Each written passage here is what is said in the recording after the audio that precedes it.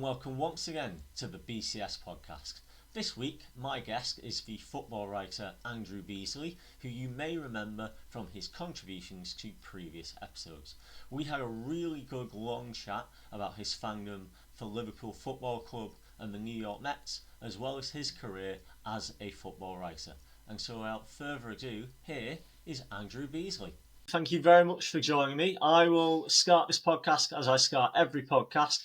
Who do you support, Andrew? The two main ones are Liverpool in football and the New York Mets in baseball. I keep an eye on various other sports, but they're the only two that I follow sort of fairly religiously. Okay then. All right. Well, we will start with the Mets then. If I've got this right, you are much like me in that you kind of came to baseball a little bit later in life. It's not something that you grew up with and liked as a kid. So what was that journey like? Like why did you become a fan of baseball as an adult? I guess a few reasons, as we'll probably get into. Like in my work, I'm quite sort of statistically minded. So I'd read Moneyball when everybody was talking about that. So straight away, even though I didn't understand it the first time I read it, that sort of just sparked a little bit of an interest. But really, it came around once I started becoming a professional football writer rather than an amateur. And I decided I wanted something other than football to think about, something. Football ceased to be a hobby to some extent once it was what I was doing for my job. So I wanted something else to focus upon. And I chose baseball because it was, well, it still is, but, a fairly niche interest in the UK, in this country. So it was something that I could be interested in, that there were people interested in, but it's clearly not as big as football either. So it was kind of because of that. And then I got into it officially. 2019 was the first year I started following properly. So I guess it's that 6-7 years now that I've been following the Mets, and it's been mostly disappointing. So why the Mets then? Why was that the team that you chose to support? A few reasons, really. I suppose the main one is that I went to see them when I was on holiday in New York, but that was in, I want to say 2011, something like that, a long time before I started following them properly. But I had that sort of small connection to them. I also wanted a team on the East Coast, so I could watch probably more of the matches than a West Coast team. And I don't know if you're familiar with the band Bell and Sebastian, Scottish band. I know who they are, yes. Yeah, well, they're my wife's favourite band, and they've got a song called Piazza New York Catcher about Mike Piazza. So that song has been on my mind basically since I've known my wife, so that featured into it. But perhaps the funniest reason is, we'll obviously talk about like how I support Liverpool in a bit, I'm sure. But after supporting Liverpool for all this time, I sort of wanted to follow the smaller team. So rather than follow the Yankees, follow the Mets. And of course, the Mets will always be the smaller team. I don't think that's going to change in my lifetime. But when I started supporting them, they were owned by the Wilpon family, who didn't spend a lot of money on the team. And of course, since I've started supporting them, they're now owned by Steve Cohen, who I think is the richest owner in the sport, or they have the biggest payroll, I think. I don't follow that stuff too closely. But the point is, if not a big team in terms of titles won and stuff like that, they're now one of the biggest teams in terms of money spent. So I've gone from choosing an underdog to ending up supporting an overdog, is that the word? Somewhat by accident, let's say. But despite that change in financial fortunes for the team, they haven't really got all that much better. Sure, okay. And you've alighted on club ownership there. And you've also mentioned that you're a Liverpool fan. The Liverpool Football Club has been owned by the Fenway Sports Group for a good while now, and they of course are also the owners of the Boston Red Sox. Does that mean that you then also have a soft spot for the Red Sox, or can you separate those two things entirely? Yeah, I can keep them separate. I mean, I prefer them to quite a lot of other teams. But again, when I sort of chose the Mets, I didn't want to go down the Red Sox route because of the Liverpool connection. Like, try and keep the things a bit more separate. Because, as well, if you follow the media around both teams, you'll find Liverpool fans saying FSG care more about the Red Sox and you'll find Red Sox fans saying that they care more about Liverpool. So the last thing I needed was to be on sort of both sides of that argument, really. So nothing against the Red Sox, but I did want to support a team that was separate from the sort of Liverpool connection there. Sure. And as we're talking about ownership, in my previous episode, I spoke to another Mets fan, and I asked him about his thoughts on Steve Cohen. How do you think the Mets are doing, and what do you think of Steve Cohen? Under now that he's the owner. I mean, you have to be broadly happy, don't you? Because he's spending money on the team that wasn't happening before. And I think they made a smart acquisition in getting David Stearns to sort of run the front office. That hasn't entirely translated into, winning things, obviously. They did a lot better last year than they did this year. So, they've had some, that was probably the high point of my time following them. But no owner is perfect, are they? But ultimately, if he's spending money on the team, I don't think you can be too disgruntled with how he's running things. Sure. Okay then. And well, I think we have to. Get on to the season that's just been the 2025 season. The Mets had a commanding lead, and we're looking pretty locked into the playoffs. The last time that I talked about the Mets, they had a 2-game lead. And we're on course to get a wild card spot. The regular season is now over, and the Mets haven't made the postseason.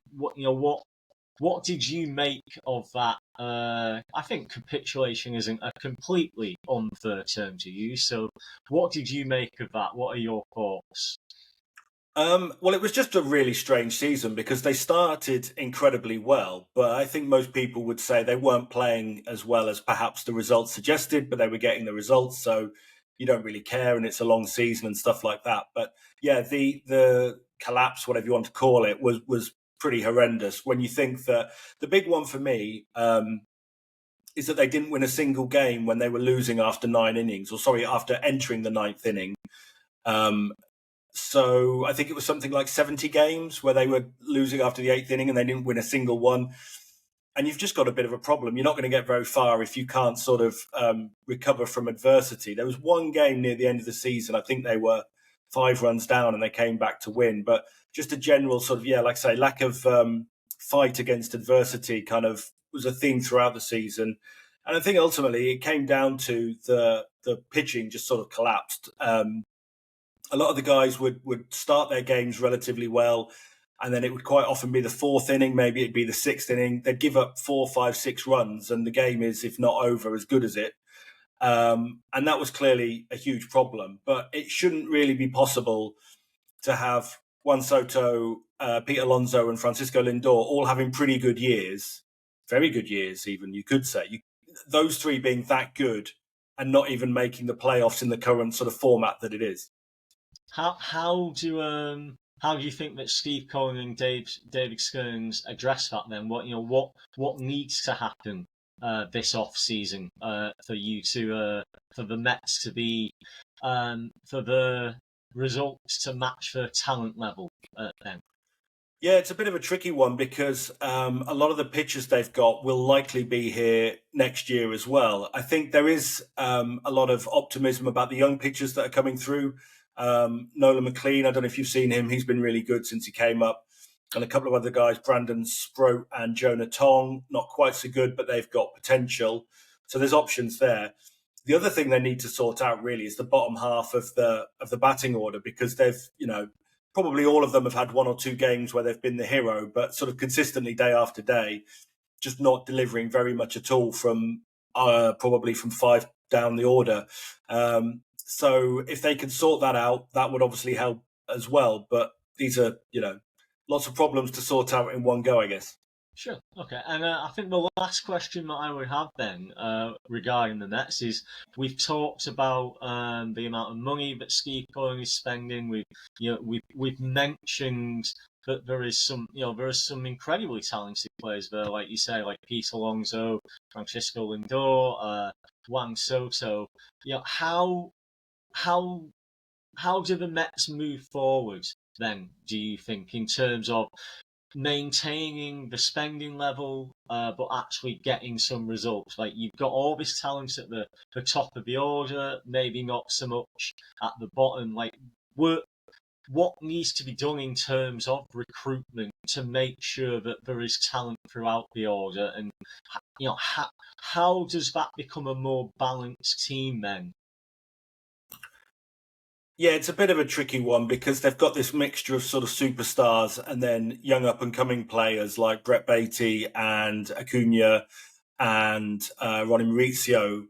So it's, do you let them sort of play their way to, well, hopefully superstar status, but you have to be realistic, but, top MLB player status, or do you move them on? I think it's probably a good summer to move on someone like Jeff McNeil, who's been there a very long time, and just taking him out should offer a few more chances to the younger players. Maybe they can get somebody better than him in. You could possibly argue the same for Brandon Nimmo, but he's got a much longer, costlier contract, I think I'm right in saying. But yeah, it's. I think there's potential in the young players, but getting that out of them sort of takes a while. And obviously, someone like Mark Vientos was very good in 2024 and very bad in 2025. So is his sort of true standing the better season or the worst season? And chances are it's somewhere in between. So I guess it's all about balancing that out. But I think maybe letting a couple of the older guys go just to freshen things up would help quite a lot. Sure. Okay then. All right, and we'll move on then, and we'll talk about Liverpool, because I know this is a subject that you can talk about for a long time, and you have a lot of expertise in, and we'll get into into that expertise as we're chatting, I'm sure. So, how do you become a Liverpool fan? Because I'm going to say that from your accent, you are not from the Liverpool or Merseyside area. No, I'm not. I grew up in a town called Kettering, which is in Northamptonshire in the sort of East Midlands of England. And the simple reason why I support Liverpool is because my dad does. He has no connection with the area either. I think he just wanted to support the best team at the time. And because I was growing up, sort of getting into it in the late 80s, it suited me to be a Liverpool fan because they were the best team at that time. And something my dad did, which you probably couldn't really do now, but to indoctrinate a child, there wasn't much football on TV in those days. And obviously there was no internet. You couldn't sort of watch highlights on YouTube or any of those things. So we would watch the Liverpool games when they were on, but if it was somebody else, we wouldn't watch it. And it wasn't in an attempt to sort of deliberately make me a Liverpool fan. He just genuinely wasn't interested in other teams. He would have no interest in watching Arsenal against Manchester United or whatever. I don't quite know why, admittedly, but point is, we would only watch Liverpool games. So if you can only watch Liverpool games, you may as well support Liverpool. Sure. Okay. So I mean, it's, as you mentioned, you came to football in the late 80s. Liverpool were very good in the late 80s, going into the early 90s. They then went into a period which is the period I'm very familiar with as someone who is admittedly only slightly younger than you, Andrew, where Manchester United came to the fore, and Manchester United were the dominant team. Liverpool certainly had its successes in the 90s, and particularly in the early 2000s. Like, what was that period like for you as a fan? Did it cause your fandom to waver at all? Were you nailed on as a Liverpool fan regardless?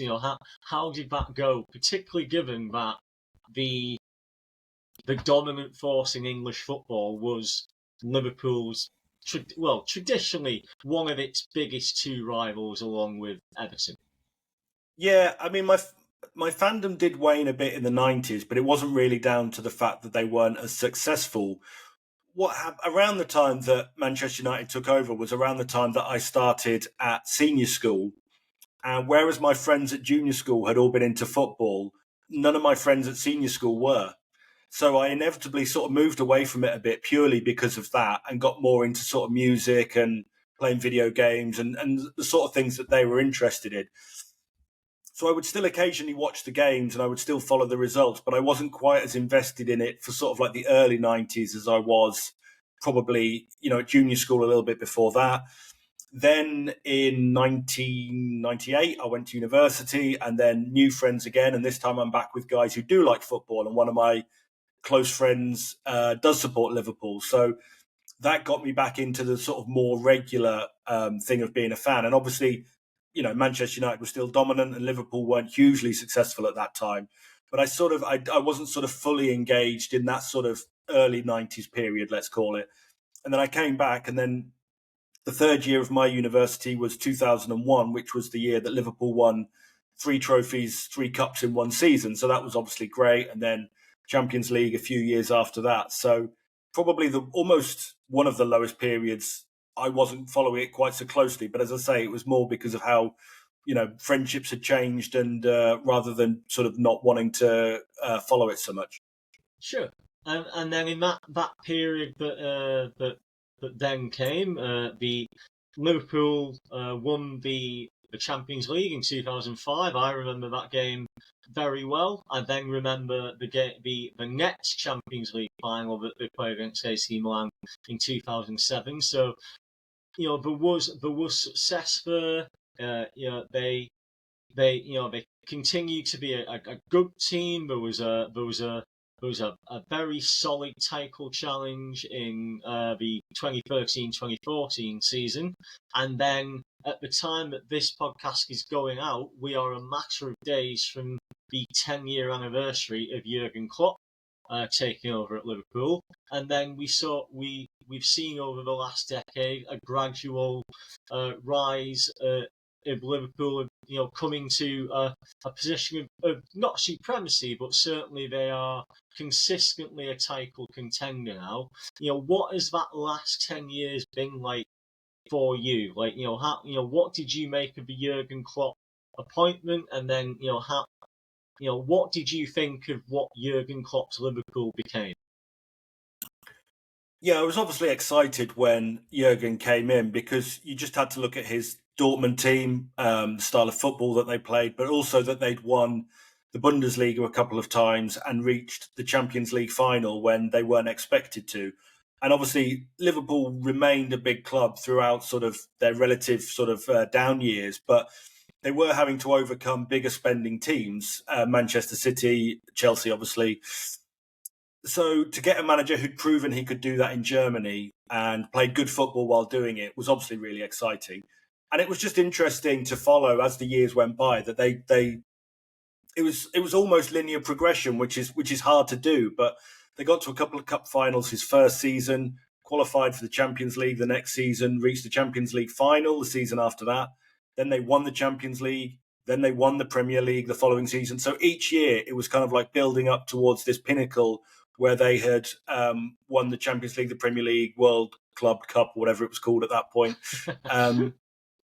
So they'd done all of that. And then obviously it sort of fell away a little bit the following year with lots of injuries. But then again, straight back up, feasibly could have won a quadruple. It didn't work out that way, unfortunately. But they won the 2 cups and they could have won the league on the last day, and they got to the Champions League final. I mean, that's as big a season as any team has ever done, if not quite getting over the line with the 2 biggest trophies, unfortunately. But so to do all of that, and it was obviously, quite a shock when he said he was going. But then when you think of all that he had achieved and everything that he'd gone through and the intensity of it all, like with hindsight, it seems obvious that he was probably ready to leave. But it was a bit of a shock at the time.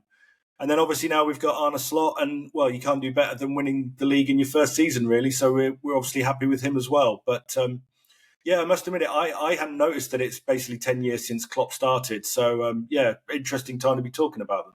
Sure. And before we move on to Arne Slot, I will ask you one last question about Jurgen Klopp. He is, he as you say, he left Liverpool because he said he was getting tired, he was drained because of the intensity of it all. He's now gone into this position with the Red Bull Group where he's not a manager of any team, but he's kind of overseeing all of the teams in the group. What did you make of that, given his rationale for wanting to leave Liverpool? That it wasn't that long before he actually took up that position with Red Bull.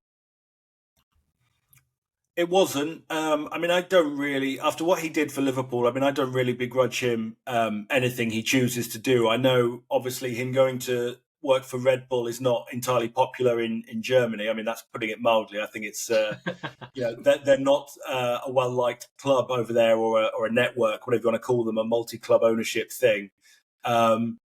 That doesn't really impact on me day to day. I mean, I'd probably rather he was somewhere else, but I don't mind it. As I say, with what he achieved, to be honest, I think he can do what he's earned the right to do whatever he likes, as far as I'm concerned.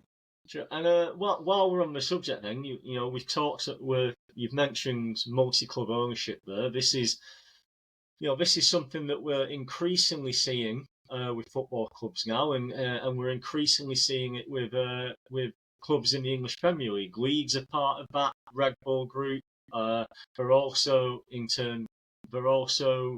part of the 49ers group ownership as well. You've got the City Football Group of Manchester City, and they have a team in Spain, Girona, and they have New York City and other clubs. Same with Chelsea's ownership model, where they've got Strasbourg and other clubs, and there's a lot of disgruntlement among the Strasbourg fan base. Like, what do you make of these multi-club ownership models? Like, do you see it as a good thing, a bad thing? Is it a little bit of both? Like, how do you see things going with that?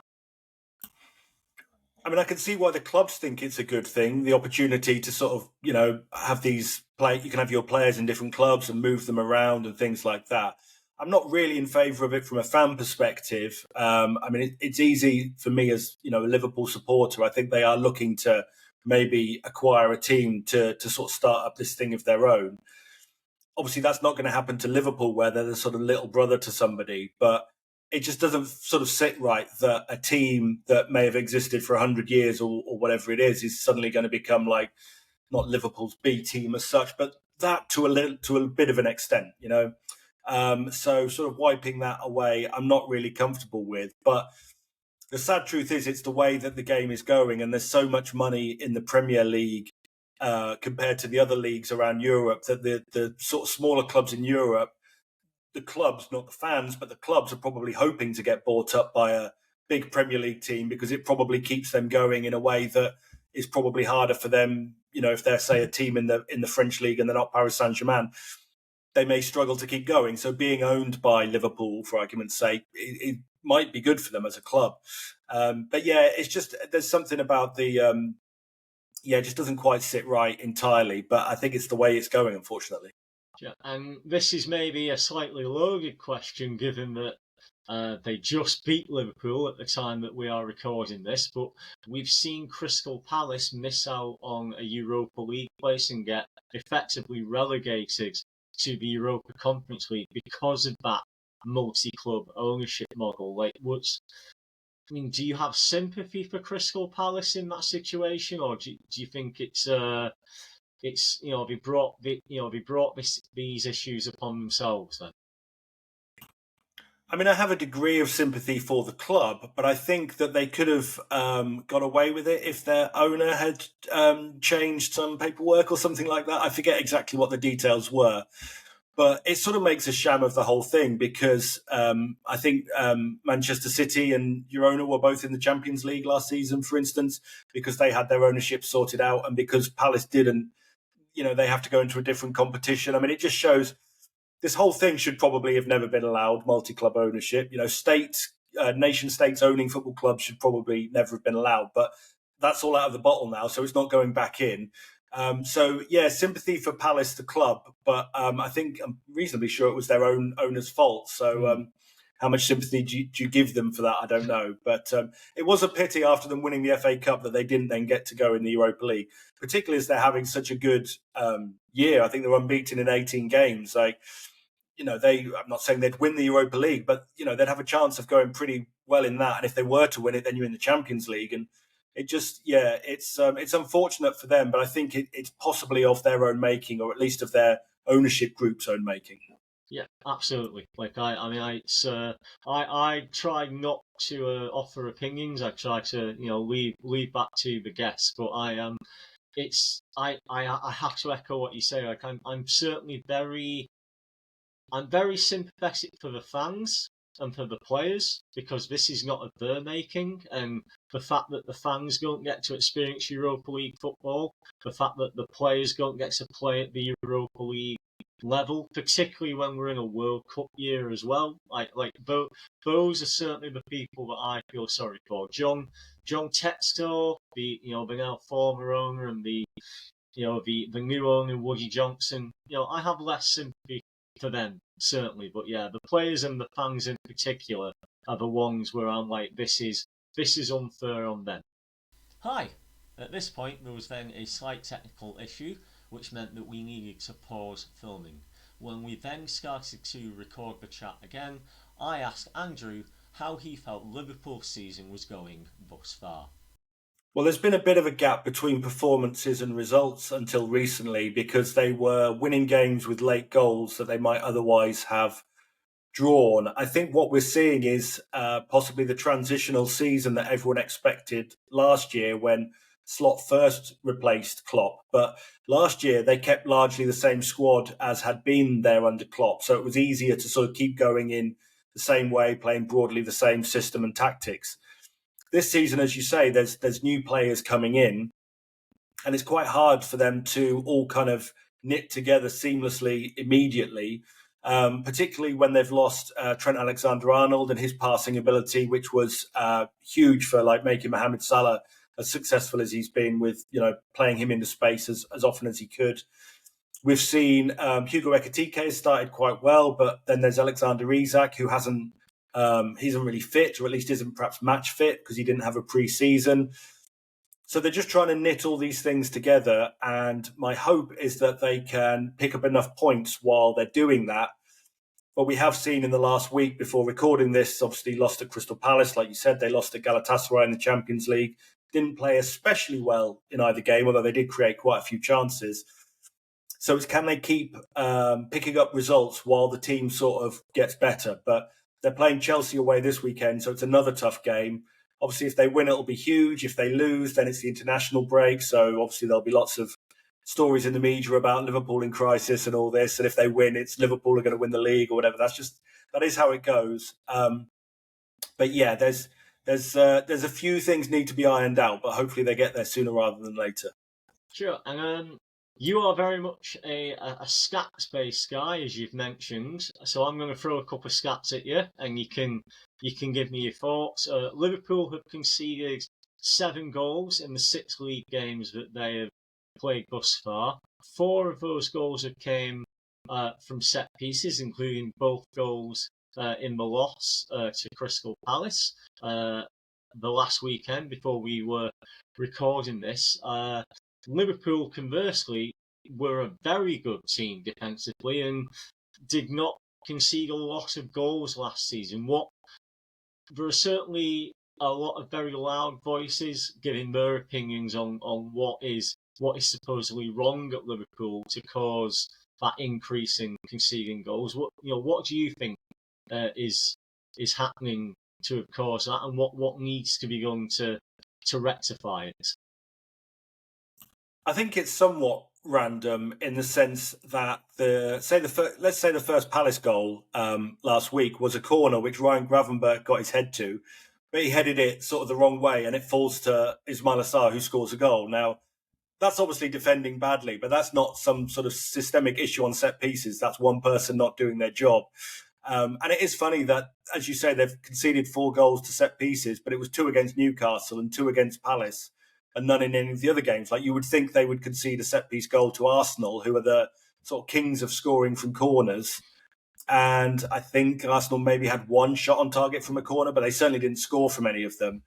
So I think these things can be a little bit random. But the Newcastle one was obviously very disappointing because they were 2-0 up against 10 men. And through set pieces, Newcastle got it back to 2-2. I think part of the problem is they've got a slightly shorter side than they used to have with guys like Kirkes and Frimpong's a little guy.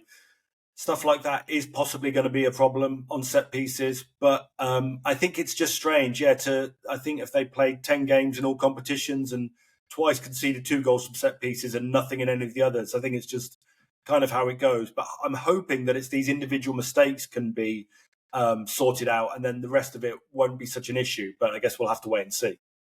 So, and the big question that I had on my mind coming into this chat is Liverpool have spent £125 million on Alexander Isak. He is undoubtedly a fantastic player. Like I am consistently impressed when I watch him, playing for Sweden at what was Euro 2020, playing in 2021. Consistently impressed with him when I saw him playing for Newcastle. The manner of his departure from Newcastle, though, for me, arguably speaks a lot to his character, and there's maybe a lack of character there. Do you, as a Liverpool fan, have any concerns about the way that he left Liverpool? Is that, does that worry you at all? That's how he would choose to end his relationship at a club? Clearly, it's not ideal, and I'm not going to sort of defend it on that nature. I mean, I suppose, like everything, it all depends on who you believe. He claims he told Newcastle he wanted to leave and was told he could, and then they changed their mind. Now, whether that's true, I have no idea, but that's what he said. So I can understand, assuming that is the case, I can understand some annoyance on his part. It's also the thing of what other sort of way do players have if they want to change clubs? You could argue, well, he shouldn't have signed a 6-year contract.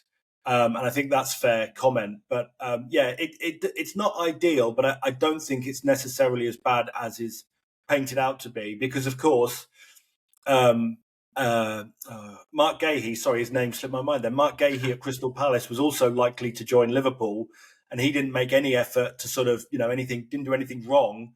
And then the move fell through because the club wouldn't accept Liverpool's bid. So it's almost like, I'm not saying that Isak is right, but of the two, he did things his way and he got his move and Guehi didn't. So I think let's say I wouldn't be surprised if we saw this sort of thing again from other players. Not that it sits right with me, but it's just they're going to have looked at this summer and thought, well, he got his move and Guehi didn't, so maybe I should go on strike or whatever again, You brought Marc Guehi in, and it has to be said he has been a model professional. Like there's been some rumblings in the press about how he was supposedly furious with Crystal Palace for vetoing his move at the very last minute, but then he's continued to be a model professional since. Because as much as he didn't get his move, the way he is handling himself, does that make him an even more attractive prospect to you as a Liverpool fan? That this is a guy that knuckles down and does his job and he's professional and clearly is a man of strong character. I'll be honest, it sort of bothers me more that he would write messages on the rainbow armband, which doesn't really sit well with me at all, irrespective of how he handled the move and things like that. And I'd obviously, if he signed for Liverpool, I'd give him a chance. But I think, we can talk about a player's character and how they behave, but it is more than just how they act in sort of transfer negotiations or trying to get a move to another club as well. Like, that's just my opinion, but from what I see online, I think a lot of Liverpool supporters feel the same about Guehi and his attitudes on things like those sort of issues, let's say. So, yeah, I suppose it's a good example of, nobody's perfect or whatever sort of cliche you want to use, but it's like, he might be a model professional, but that doesn't mean he's sort of perfect as a person, or he may have views that a lot of fans disagree with. So it's a hard thing to sort of balance. I guess everyone has their own way of looking at it, I guess. But yeah, that side of it is disappointing, I have to say. Sure, I have to be very honest with you and say I had forgotten about the issue with the rainbow captain's armband, and this is an issue that is incredibly important. Not just it's not just a human rights issue. LGBT rights are human rights. And they are incredibly important. And I say this to you because we both know people who are LGBTQ, who we have a lot of admiration and respect for. I'm not going to mention their names; they know who they are. But I think I speak for both of us when we say we have a lot of respect for those people, and so it is an incredibly important issue. For context, late last year, during the week of the English Premier League's annual Rainbow Laces campaign, Marc Guehi wore a LGBTQ plus captain's armband while captaining Crystal Palace during 2 games. During the first game, he wrote the message "I love Jesus" on the armband, and during the second game, he wrote the message "Jesus loves you" on the armband. It should be said, during that second game against Ipswich Town's captain Sam Morhy refused to wear the armband, citing his religious beliefs. On this point, I should also highlight that Sam Morhy also used to play for and captain the team I support, Wigan Athletic. When asked about why he had done this, Marc Guehi said, quote, "The message was just a message of truth and love and inclusivity, to be honest. I don't think the message was harmful in any way. That's all I can really say about that, to be honest. I believe 100% in the words that I wrote, even what I've just said now. It's a message of truth and love, and I hope people can understand that my faith is my faith, and I stand by it for the rest of my life." And ultimately, if Marc Guehi signs for Liverpool, I will support Marc Guehi as a Liverpool player.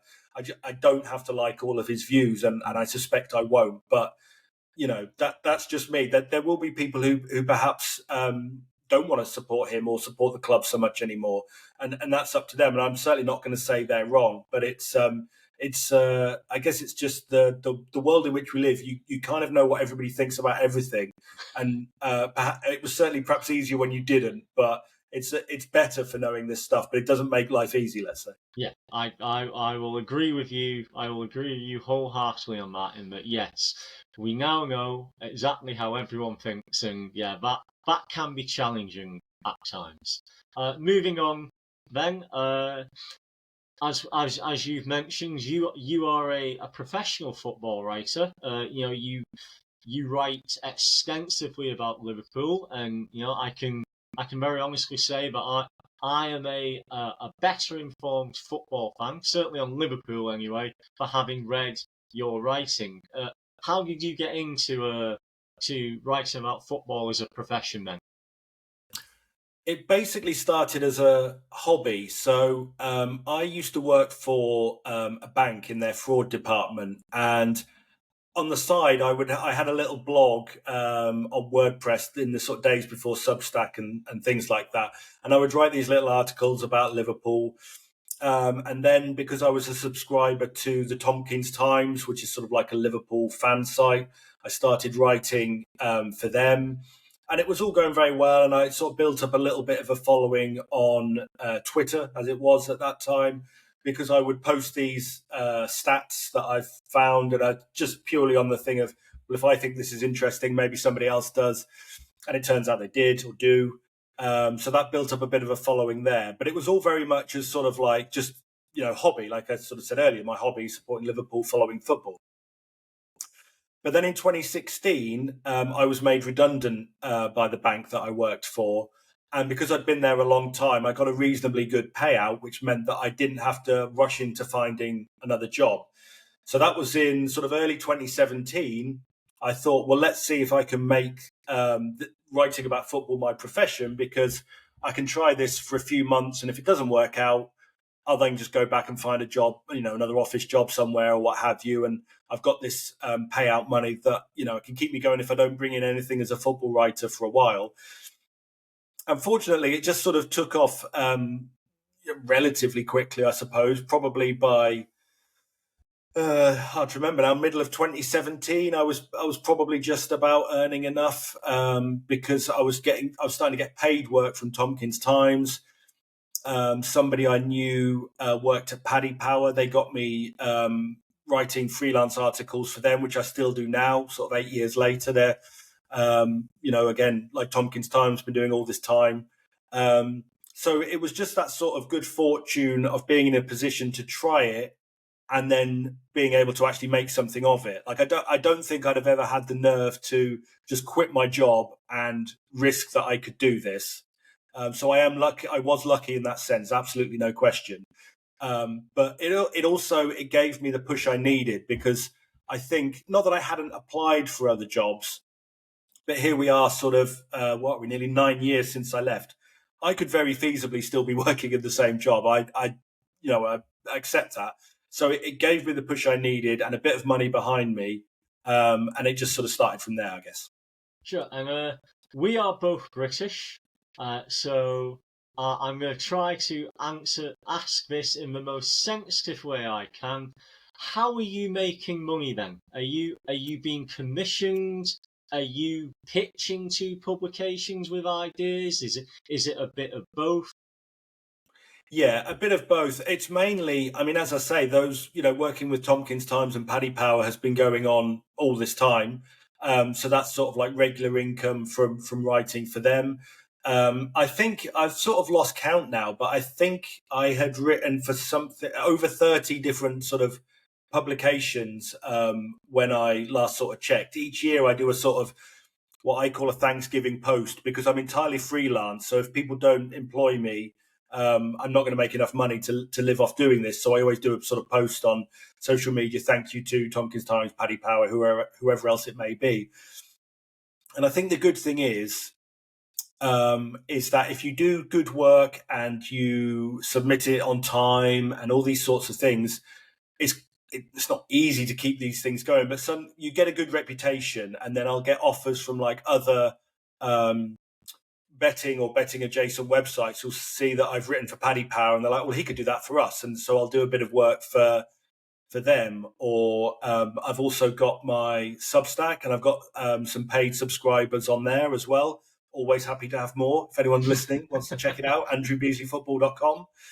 But I've got paid subscribers there as well. So obviously that brings in a bit of money. So it's not a sort of reliable income by any means. Like with the way that football works, you tend to have a big summer tournament every other year.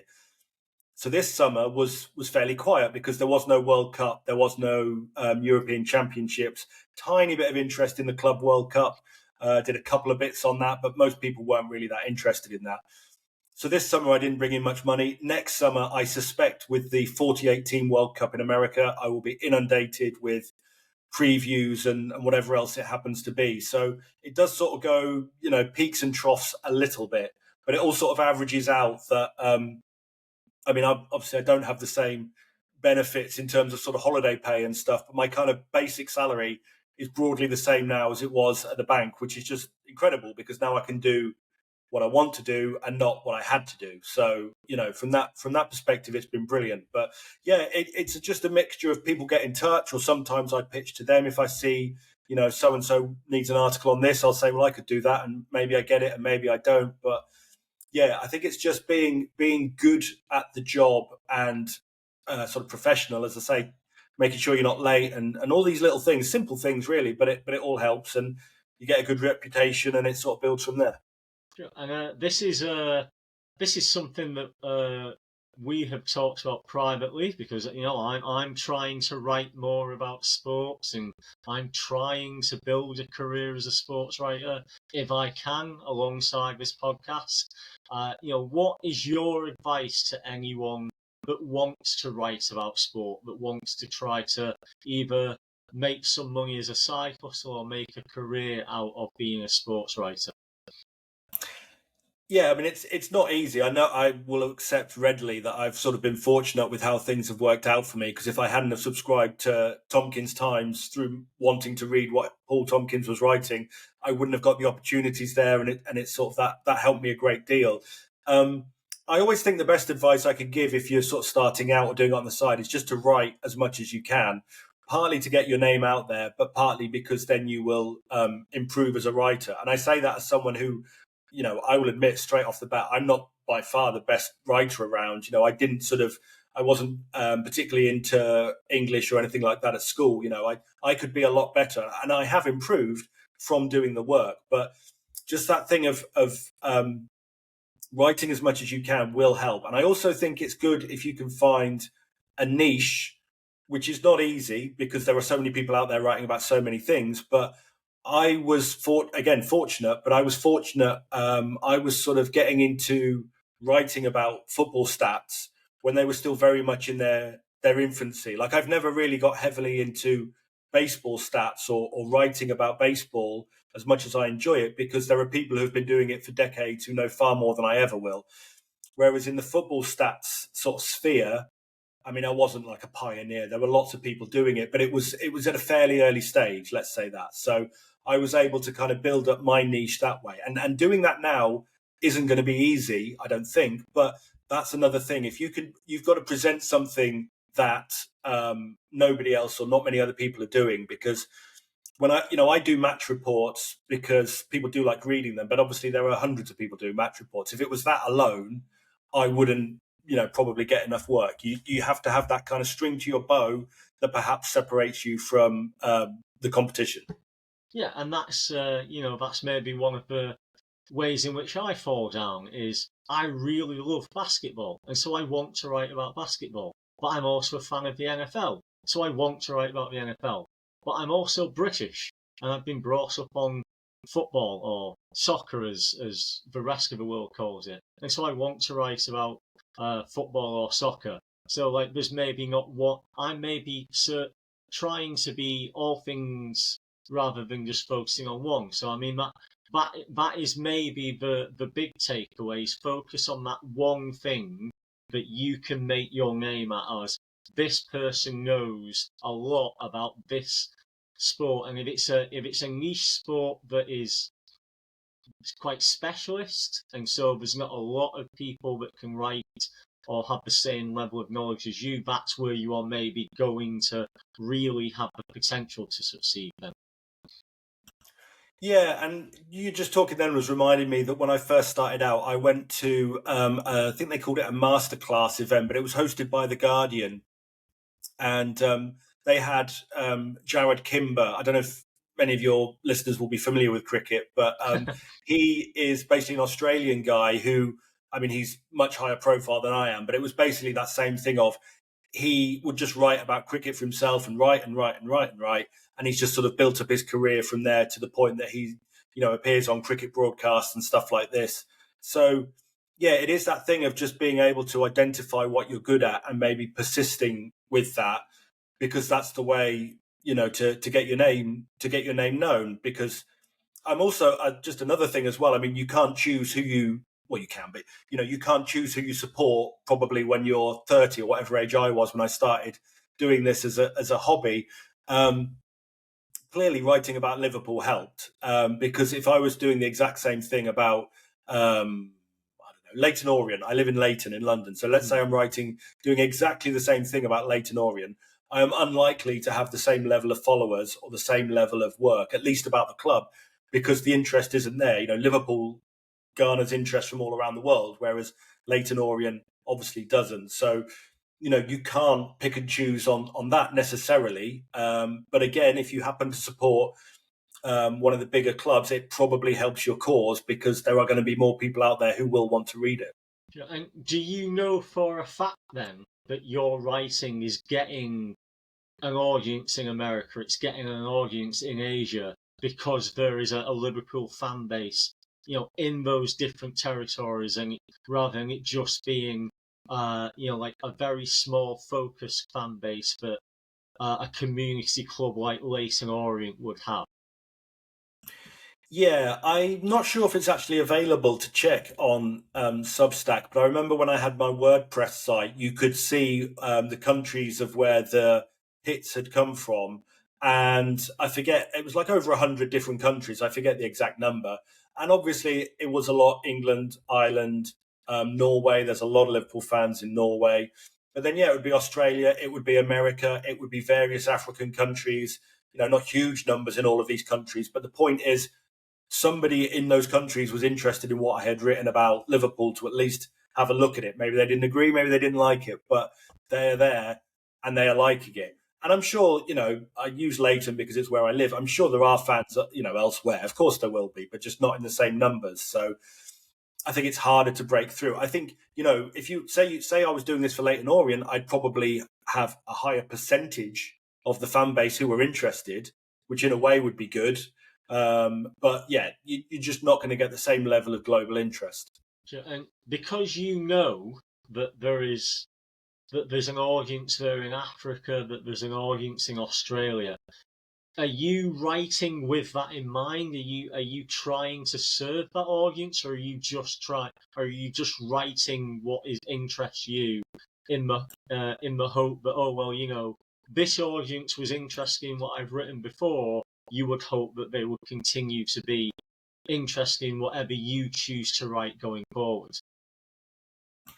Yeah, you've kind of inadvertently hit on another piece of advice, I guess. There, you've really got to write for yourself and what interests you and what you believe and those sorts of things. Like if I'm writing something and a reference from a comedy show or a film or a band I like sort of fits in my head in the end of the paragraph I've just written, I'll include that. I'm not including anything to specifically sort of interest, Americans or whatever it happens to be. It's just you've got to be yourself and put your own sort of personality, whatever you're writing about, put yourself and your personality into it. And that will shine through, I think. I think people could probably tell a lot of the times if you read something. Like, I've not read anything particularly that's been generated by AI, but just the idea of it puts me off. But I know it's what people do. I see things come up in my Substack feed about, did this with AI or whatever. And that doesn't interest me in the slightest, doing it that way. Because it doesn't feel true to yourself. So if you're true to yourself, maybe you'll make it and maybe you won't. And, that's just the way of things, but you'll enjoy it more. You'll enjoy more what you're doing, and it will feel better, and it will probably read better as well, which is important. Yeah, I absolutely concur with that. And I can confirm 100% that everything I write is written by me. I am not using ChatGPT to write my articles. I write them myself, and I take a great deal of pride in that, in spite of the fact that there are certain people telling me that I should just use ChatGPT to write things because, it would be so much quicker. It might be quicker, but it would be very generic content that is just based on what has already been written before rather than having any original thoughts. Please excuse my little mini rant there. Moving on, you've not just writing for all these publications, and you don't just have your Substack. You've also self-published a book following Liverpool's 19th top flight title win in 2020 at the very beginning of the pandemic. What did you find that self-publishing route to be like? What were the pros and what were the cons for you of going down that route? Well, the pros obviously are that you can do it yourself and you're not sort of beholden to a publisher saying, yes, we will write this, or sorry, yes, we will publish this. I guess the downside is that you don't have a publisher behind you sort of pushing the book and things like that. But it is at least a way to get your thing out there. I mean, I think for me, the fact you mentioned the pandemic there, the timing of that meant that a lot of my work disappeared because not much football to write about, certainly for the first few months of it. So it was sort of that thing of, well, Liverpool have won the league and there's not too much else going on.